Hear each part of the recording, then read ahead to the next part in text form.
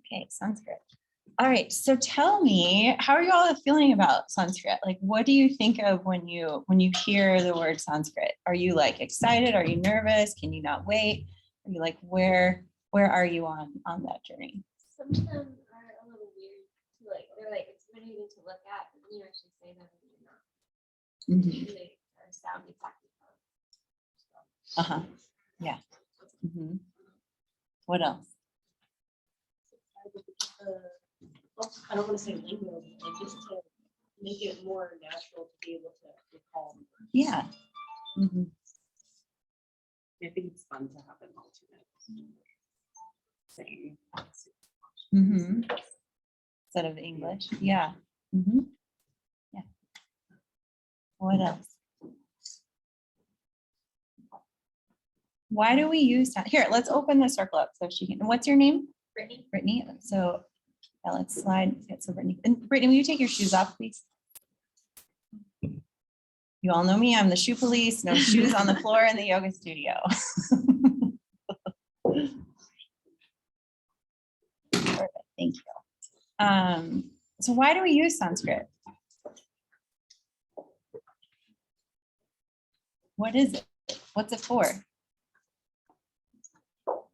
It's a language. Uh-huh. Isn't it what yoga was kind of written? Yeah, it's the language of yoga for one, right? It's when we look at Sanskrit, it's the language of yoga. And it's also used for a lot of different texts as well in India. So you'll see that a lot of like the Vedas, Upanishads, all of those are written in Sanskrit. And one of the really exciting things about it is that there are still like thousands, tens of thousands of texts that have yet to be translated from Sanskrit to English. So there's still so much more we don't know that is out there that is continually getting translated for us to understand and glean more knowledge of, which is just, I think, really exciting in the world of yoga to be like, there's still more out there for us to continue to learn. So it's like, it's not all just done, we're not like, and we're done. Oh, will you turn that off, please? Yeah. So there's that. What else? Anything else you know about Sanskrit? Yes. So last night I was to the schedule and I reminded myself of what we were doing. And my husband asked me, what even is that? Like, and I was like, I don't know, probably like it's some dead language or something. So I like looked at my book and like a quick Google search, and I was really surprised that people still speak it. Mm-hmm. I mean, maybe just to know that, I don't know, but I didn't look that far. But I thought it was interesting and pretty simple for someone who really struggles with learning new languages. Mm-hmm. So yeah. Cool. Yeah, so it's not a dead language, and it's people continue, like there are yogis that this is what they do. They study Sanskrit. This is like their yoga is the study of Sanskrit, and anyone has access to it. So we all can. Hey, tell me your name. Hi. My name? Yeah. Sorry, Anamai. Anamai, are you with us or with Extended? I'm with you guys. Oh, you are? Oh, Yeah. okay. You just weren't here that first day. Yeah. Okay. I'm so sorry. Okay. So we need to have a conversation about being on time. We talked about this the first day, and you're not the only one, Anamai, but like, as you see, I start on time and it's a little disruptive. So I really beg of you to come on, be here when the time starts. Okay. Can we do that?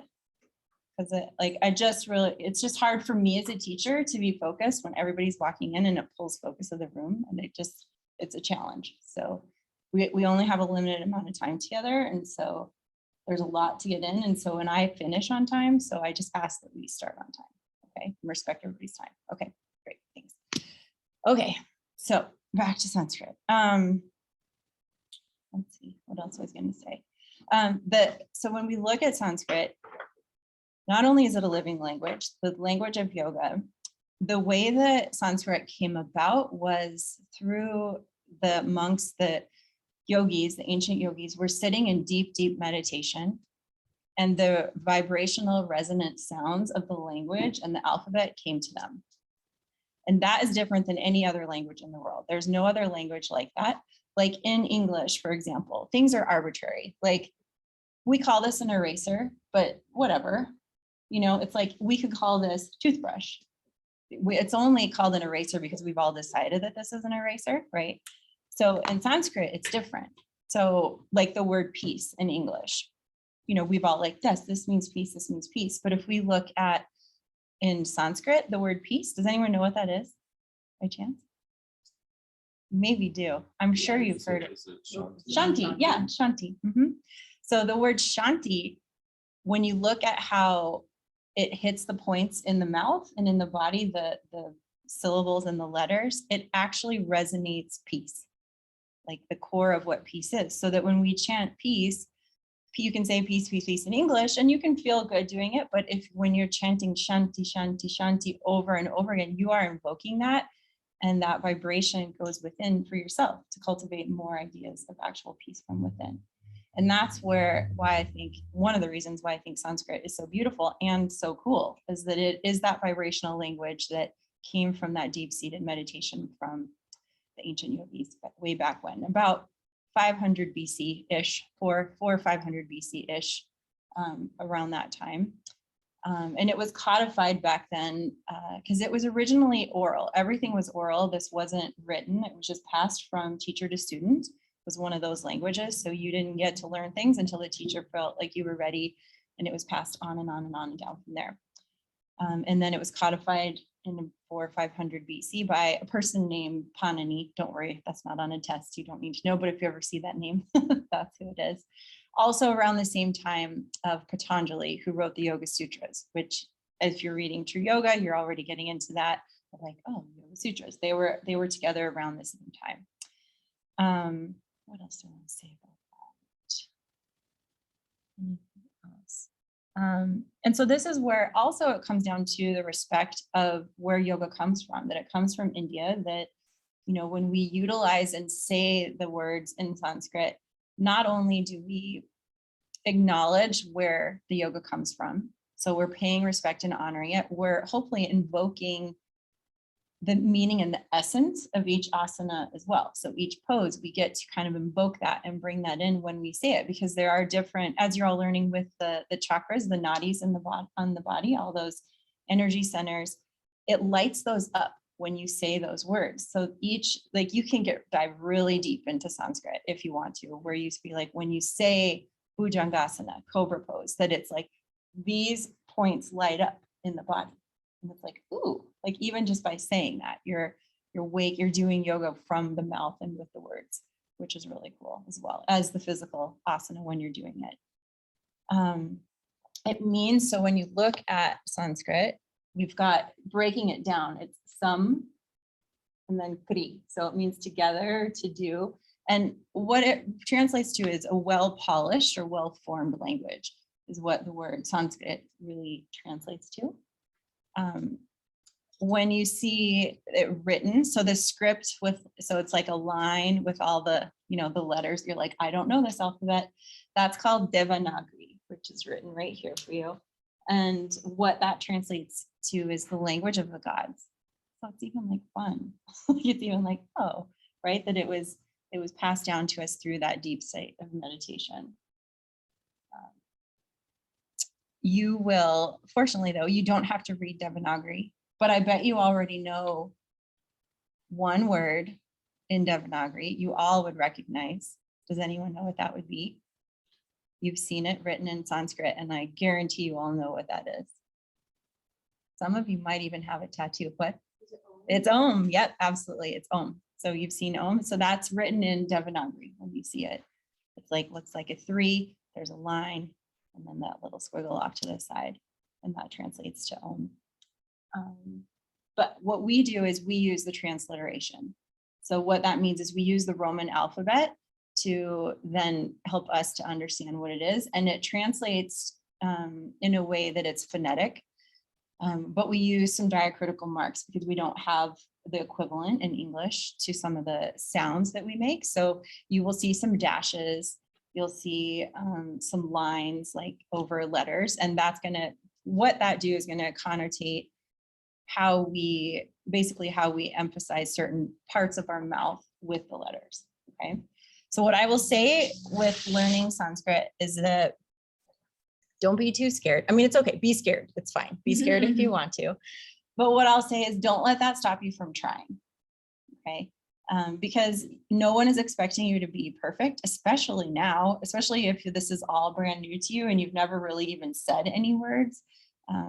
Like, let it be awkward. Can we agree that it just might feel weird to like move our mouths in different ways? Yeah.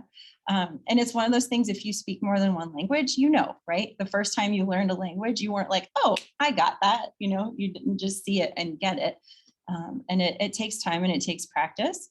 So I would just say, go for it. Like, be loud, be bold, and be willing to say it wrong. And you probably will many times. And I mean, I don't say it perfectly always, you know, it's one of those things like, I love Sanskrit. I love to study it. I love to, you know, soak it in and, you know, listen to different teachers and different ways, you know, all sorts of things. And so it's like that constant learning that we have as teachers that we get to do. So try to just have fun with it. Let's see, if you open your manual to page, what did I just say? I said it. 18. And if on that first page, I should probably screenshot this. Is there anyone missing? Do we know? Now, are we all here? Anyone know? We're all here.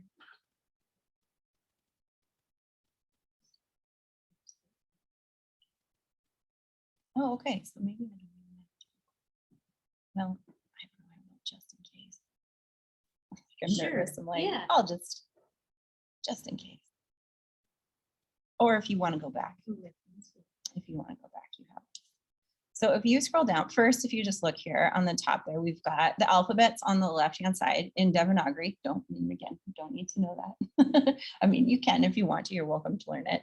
But then on the right is the equivalent in English with our transliteration. And here's the fun thing when we start to look at, so if you scroll down, the mouth positions. So we look at when you're learning Sanskrit that you use different parts of the mouth to initiate the sound. And why I think this can be hard for us, especially if you're a native English speaker, is that anyone know where does English kind of live in the mouth? Does anybody know? In the front, right? Everything is here. We're just sort of like mumble, or, you know, it just kind of comes here. But when we look at Sanskrit, we're pulling back. So we start way in the back, in the guttural position. So the back of the throat, we're going to start way back here, and then it moves forward. Additionally, when we look at the alphabet up above, the A, the letter A as we know it, that starts in the back and all the letters move forward. It actually makes sense. Like, it is organized in a way that it uses from the back of your mouth and goes forward. Isn't that cool? Like, it's organized so nicely. I think that's fascinating because, you know, our alphabet, ABCs, there's no rhyme or reason. Is there? Does anyone know? I think there's no rhyme or reason to like our whole language, right? We're just a hodgepodge of stuff anyway. But it is, you know, Sanskrit is part of an Indo-European language as well, which is where you will see crossover of certain words. So the word in Sanskrit, the word sutra, have you heard this word before? Like suture, right? It means to thread or to weave, like suture. And so you will see some crossover with some words. You're like, oh, okay, I can see where there's some similarity along with that. So we're doing the back of the throat, and then we move forward, which is kind of a nice, if you're someone who likes things organized, you can be like, it's a nice way to be like, oh, okay. And it will also help you to, I hope that when you later on, when you're looking at words, you're like, what? You can kind of reference back to the chart and be like, oh, okay, the A's are here, the I's. All right. So if I'm working on my pronunciation, that there's a nice little roadmap for you as you're starting to learn this. Okay. Because my goal for you today is to really practice, to try to have a nice understanding of, okay, here's where Sanskrit came from. I want to honor the roots of yoga by trying, you know, acknowledging it. You know, you don't have to know all of the words, but that you have an awareness of it. Or if you see a word, you can at least sound it out. Because the great thing is that it's phonetic. There are not a lot of weird rules like in English where you're like, wait, this means you say this with like an E or an I sound. In Sanskrit, it's not like that. It's very straightforward. You're going to get it nice and direct, which is really helpful. Okay. So we'll look at, so now we're going to jump into any questions. You feeling ready? So we're going to Om first, just to get the mouth to be like, oh, like we're doing some little, just to get your mouth, if you haven't talked much yet this morning, if you're like, oh, and to have to make you say some letters, let's just Om a little bit to kind of help clear the channels, clear your mind a little bit. So we'll sit up nice and tall. Hands can do any kind of mudra if you wish, your choice. Close your eyes or gaze down at the floor in front of you. Relax your shoulders. And take a big exhale, big audible breath out. Let it go. Let's do that again. Breathe in and out. Okay, let's take 3 Oms. Breathe in.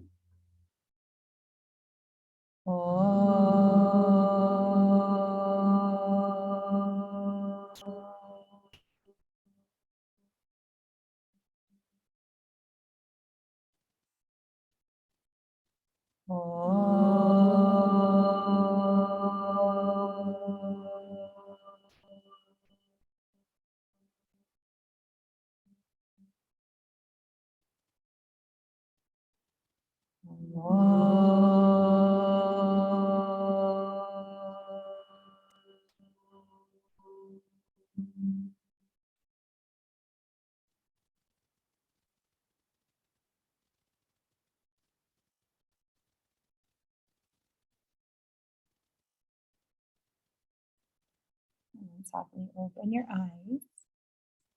All right, how'd that feel to Om? Does it feel right? Just kind of clear things out.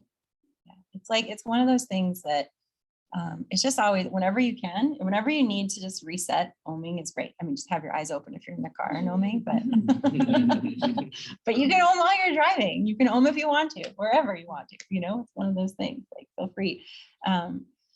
And that's just kind of wake things up. And we're going to dive into Om a little bit later, just to get you kind of into Om a little bit more and more understanding of it, because it is something that you'll see in classes often being taught, and we'll get you kind of trying, maybe get you saying it a little bit louder. So we'll start here first. Now looking at that chart on the top in the box with the 2 A's. So one thing to know, so when you have a line above the letter, like we do in those vowels up top, that means we're making it like an extra beat longer. Okay, so it's not like in English where you have short and long vowels, right? So it's not like that. It's not like cat or gate where it can be the long and short. So few, right? So this is it's simplified. It's actually adding an extra like beat. You're extending the sound a little bit longer. So that A is actually pronounced So everybody say So then when the line above it, it's So it's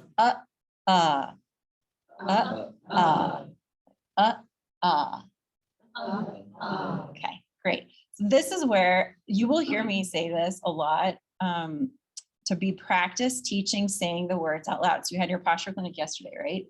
So it's one of those where we sometimes start to think, oh, I'm just going to memorize this. It's like, I mean, yes, that's good to memorize, but you've got to say it out loud.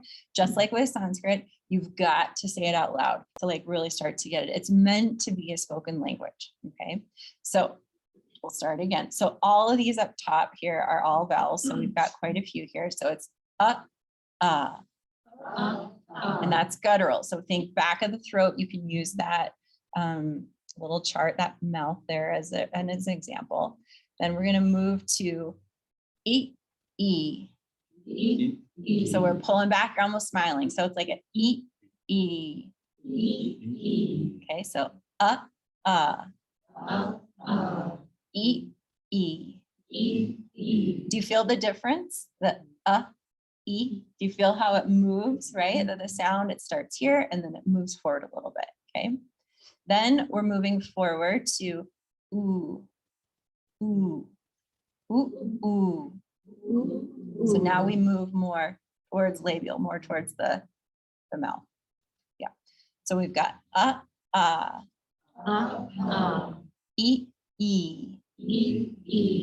Ooh. And this is where this next line gets a little tricky. So these are also vowels, the R's and the L. But don't worry, it's not, there's no quiz on like vowels, but they're vowels. And this is ri, ri. This is the cerebral, we're using the retroflex, the top of the roof of the mouth.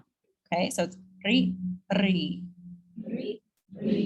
And then the L, which is hardly ever used, thank goodness, because it's really hard. So it's ri, and then you do have a long one, but that is rarely ever seen. So it's ri, I get so hard. Ri, like it's almost like that R, but it's like an L. Ri. So to give it a try. Like if you speak Spanish, it's a little bit helpful, but it's one of those that like it's easier in a word than it is to just say. Good question. Kind of, I mean, they're so close. It's like ri, ri. Like it's real subtle. Yeah, right. So don't stress. Don't stress about that one. Like really, like it's the least important. We'll go over what are like the most important like letters to not mess up. And that's not, don't worry about that one so much. Okay. So those are our major vowels. And then we've got our semivowels below. So it's A. So we're pulling back. That E is pronounced A. I. O. Ow. Aha. Okay, so isn't that fun? It's kind of fun. You're like, oh, we're doing yoga for your mouth, right? That's what we're getting to do here. So these, just so you know, when we look at, well, I'll come back to that. So breaking that down a little bit, that AM with the dot below, that it's like you're like, it's a, you're like, it's a like hard stop. When you have the H with the dot, that's an echo. So it's aha. So you're echoing whatever vowel precedes it. So that could be like, for example, Shanti. You may have heard the chant Om Shanti Shanti Shantihi, because that last Shanti has the H with the dot below it. So it's echoing the I. Does that make sense? Yeah. Yeah, right. So Shanti Shanti Shantihi. So it could be any vowel where we have that AM or AH. That could be an I, that could be a U, you know, it could, whatever that might be. In general, they just always put the A in the alphabet, and that goes for the consonants that are below as well. So you could use an I there instead, not to confuse you, but just to know that's just like the easiest way of working through the alphabet. Okay. Okay, so let's go over those semivowels again. So A, I, O, ow, aha. Okay, so let's start at the top. Let's go through the vowels again. So E, ri, whatever. That one's so hard. A, I, O, ow, aha. Nice, good. And it just kind of brings you energy too, doesn't it? When you're like, oh, okay. It's like, it makes your mouth more resonant to me. It's like, it feels more open. Has anyone ever been to a kirtan before and done some chant? Have you ever done some chanting? Some? Yeah. Well, you're going to with Austin soon. I think next weekend or so. It's Soon. It's different. It's Oh, changed. is it moved to a different? But okay. next weekend we have a community kirtan. Oh yeah. So plug for that right now. Oh yeah. If you should come next Saturday. That's right. And It'll the be birthday party. that part's at 4:30, right? So you can come and like actually chant and sit in that, because if you've never done it before, it's so nice. It's just lovely, like to sit in community, to be in community, and then chanting, that repetition over and over and over again is pretty fantastic. Okay. Okay, so now we're going to move on to the consonants. So if we scroll down, I think this will be a little bit easier. Scroll down to turn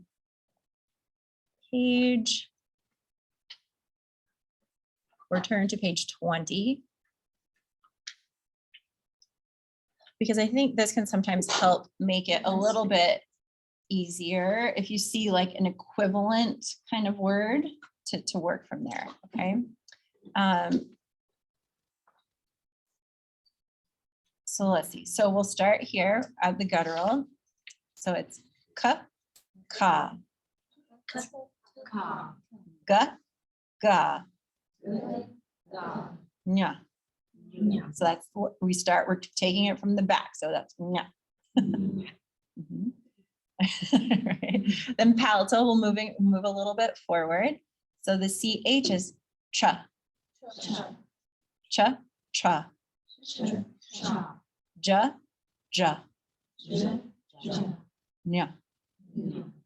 So that when we look at that H, when we add that H, we're adding a little extra breath in there is what that's doing, okay?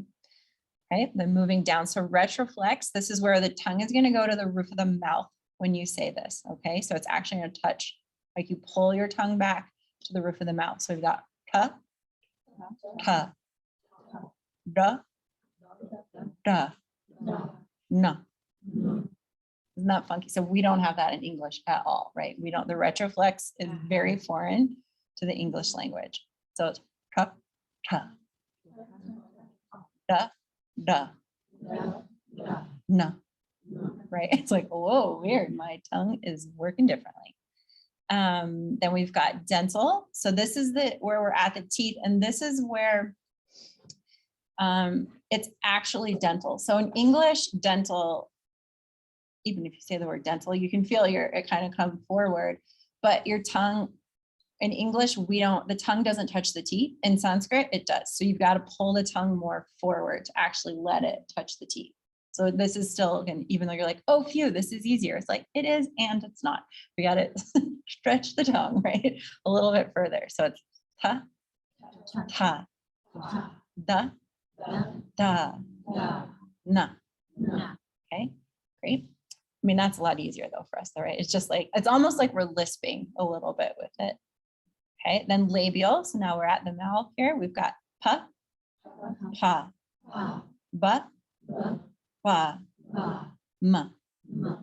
Okay. All right, well, let's go back up through that and then we'll go to the semi-vowels after that. So the ka, just at the top there. So we got ka, ka, ga, ga, nya. Okay. Cha, cha, ja, ja, nya. Okay, retroflex, roof of mouth. Pa, pa, da, da, na. Okay, dental. Ta, ta, da, da, na. Okay, labial. Pa, pa, ba, ba, ma. Okay, nice. You're getting it. All right, then we've got, scrolling down a little bit here, our semi-vowels. So we've got ya, retroflex, la, dental between dental labial, la, and then the V is an in between a V and a W. So it's kind of a wa. So you will sometimes see a W, you'll sometimes see a V. It will just depend on the way that the person decided to write it. So like the goddess Saraswati, you will sometimes see that with a W, Saraswati, or you'll see Sarasvati. They're the same. So that V and the W, it's like the pronunciation is like an in-between sort of thing. So is it okay to think of it as like a soft V? Yeah, it's almost like in Spanish, like the B, you know, like the V and the B, how they're kind of like the same. It's just the in-betweenish. Like, and some people will kind of make it more of a wa, but it's not a v. It's not like our hard V. So you definitely want to soften it. Yeah, definitely softer, leaning more towards the W's. That makes sense. Yeah. Okay. Okay. Then our sibilants, these are our S's. So we've got palatal, we're pulling back. So we got sh, and then retroflex the roof of the mouth, sh, and then sa, and then ha. Okay. So what I'll say to that, don't stress about the S's other than if you see a diacritical mark make a sh sound of any kind, just like sh. Like if you can get particular if you want to, but at least when you're learning that it's, if there is a diacritical mark, then you've got a sh, the sh sound. If it's solo, then it's a sa. Okay, does that make sense? We'll get into the words where you'll be like, why does this matter? There are some words where you'll see that they get mispronounced a lot. For example, shavasana. We all know what that pose is, shavasana, corpse pose. The very last pose we do, you'll often see people say, hear them say savasana, savasana. That's incorrect. It's shavasana, shavasana, okay? Okay, then we have below here, just a couple words that, a couple letters that people might be like, how do these ones work? So that's the K with the S with the dot below or an X, and that's ksha, like Lakshmi, Lakshmi, ksha, okay? Then the one that I think is the trickiest for everyone is the J with the N with the tilde, and that's gya. Yeah. It doesn't look anything like how it's written. So like Agya chakra, like this one, when you get to third eye, Agya, right? This is Agya chakra. Or Nya. You'll sometimes see Nya. So you'll see Nya or Gya, like Jnana Mudra, this right here, Jnana Mudra. It's spelled Jnana, Jnana. I don't know why. I don't know why this one got so complicated. This is like the hardest one, but you'll see it. You'll just see that one like that. So that's the one that might trip you up from time to time. Okay. Then below that we have the, so in English, there's no, or sorry, in Sanskrit, there is no F sound. So like PH, if you were to see this word,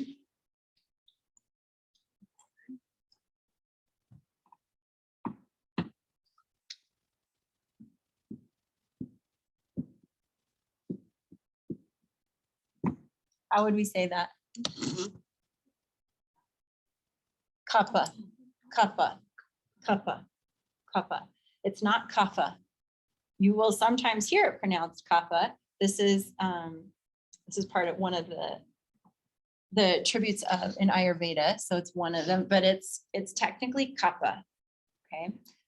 Additionally, so there's also not a th in Sanskrit like th.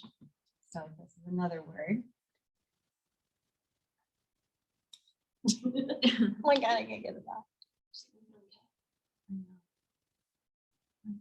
I looked out my lotion. Thank you. I'm not lotioned, I guess.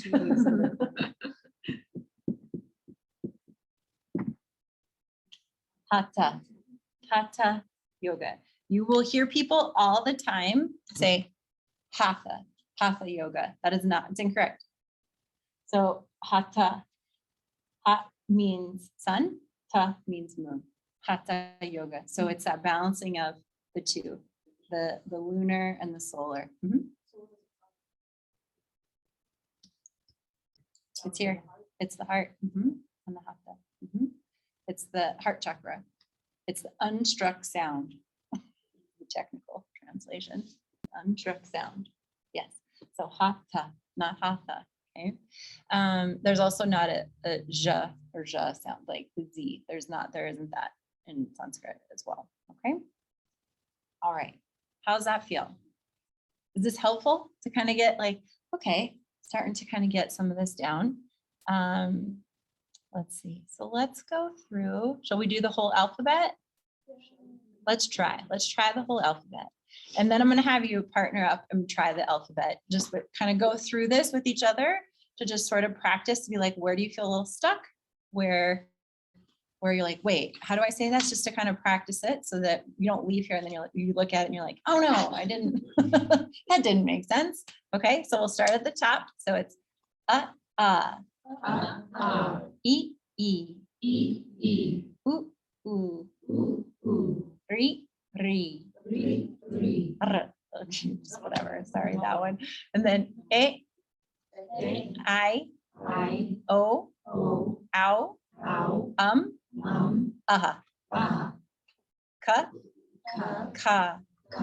ga, nya, cha, dra, ja, nya, ka, ha, da, da, na, ta, ta, da, da, na, pa, pa, ba, ba, ma, ya, ra, la, wa, sha, pra, sa, ha.